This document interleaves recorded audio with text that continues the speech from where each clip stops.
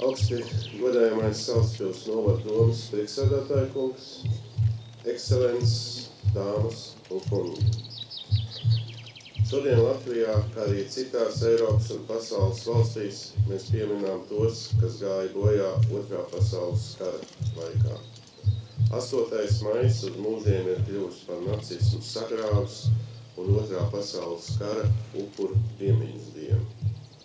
Šeit, vācu nacistu radītās Salaspils nometnes vietā, pieminām, solāmies neaizmirst un nepieļaut tādus noziegumus kā Otrais pasaules karš.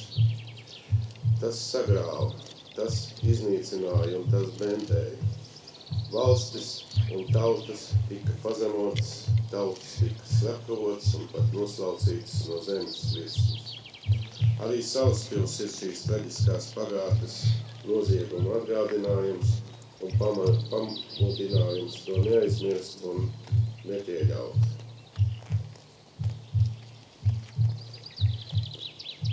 Otrais pasaules karš, kas beidzās pirms 71 gada, 8.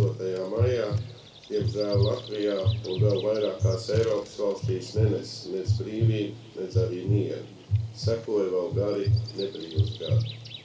Šajā datumā daudzās pasaules valstīs sākās jauna un labāka dzīve, bet Latvijā vienu okupāciju nomainīja cita, padomju okupācija, kas nebija ne par maktu tiesu humānāk par iepriekšējo.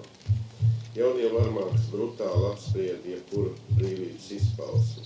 Pat pateikts vārds varēja cilvēku iznīcināt.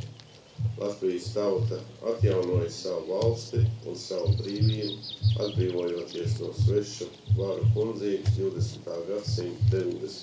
gados. Tā bija gaismas uzvara par tumsu. Vācu nacistu okupētajā Latvijā jau 1941. gadā tika izveidota Salaspils nometne. Te cilvēkam atņēma brīvību, viņus pazemoja un arī slepkavoja. Tā bija svešas varas radīta ciešana vieta. Esam gandarīti, ka ir tapis vispusīgs akadēmisks vēstures pētījums par Salaspils nometni.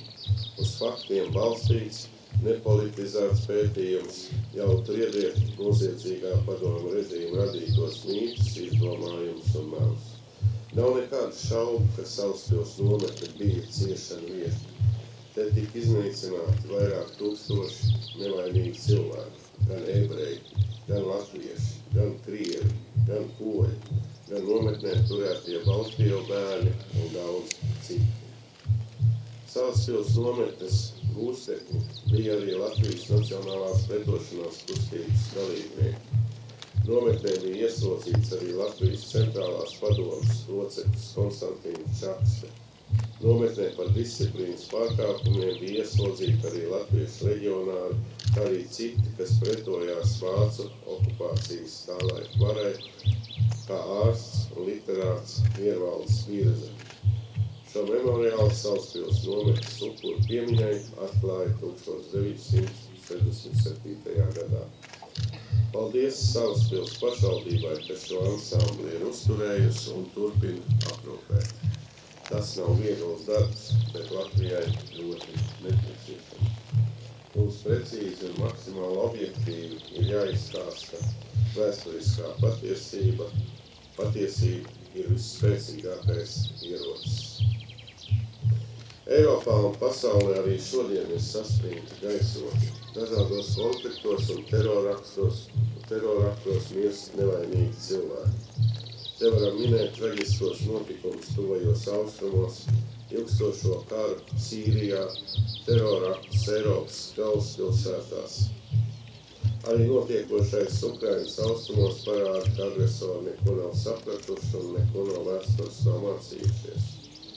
Kara upuru un visu cietušo vārdā aicina darīt visu, kas mūsu spēkos, lai nepieļautu naida un kara šausmu atkārtošanos. Katram ir jābūt drosmīgam un godprātīgam, lai vērstos pret tiem, kas nievā demokrātiju, kas pārkāpj cilvēktiesības un tiesmē likumu varu. Mums stingri jāiestājas par Eiropas pamatvērtībām, kas ir mūsu valsts un tautas nākotnes stūrakmens. Nolieksim galvu Otrā pasaules kara upuru pieminē.